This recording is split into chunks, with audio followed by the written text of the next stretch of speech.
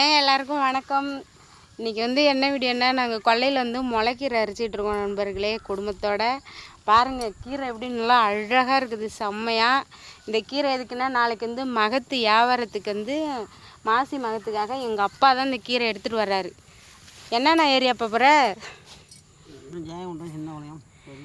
ஜெயங்கொண்டம், சின்ன வளையம், பெரிய வளையம் பக்கத்தில் சுற்றி உள்ள நண்பர்கள், நம்ம ஃபாலோவர்ஸ் யாராவது இருந்தீங்கன்னா எங்கள் அப்பாவை பார்த்து மறக்காமல் எல்லாம் கீரை வாங்கிக்கிங்க நண்பர்களே.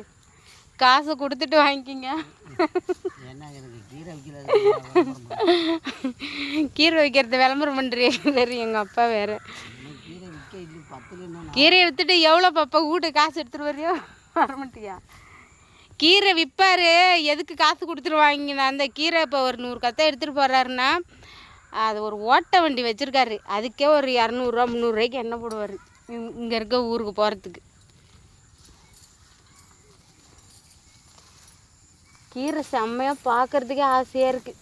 நாளைக்கு நம்மளும் பசுமாட்டுக்கு எடுத்து கொடுக்கணும்.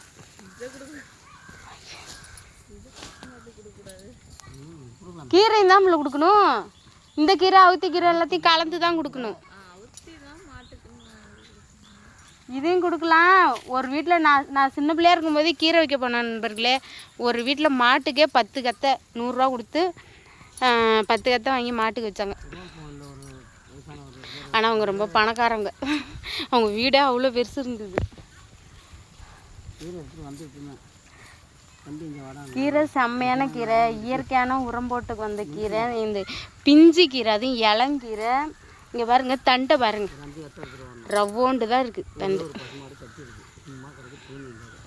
மறக்காமல் நம்ம சொந்தங்கள் எல்லாம் எங்கள் அப்பாட்ட மறக்காமல் எல்லாம் கீரை வாங்கிக்கிங்க நண்பர்களே.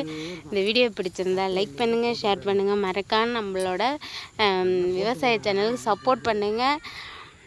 அம்மா நம்ம ஐடியை ஃபாலோ பண்ணிக்கிங்க.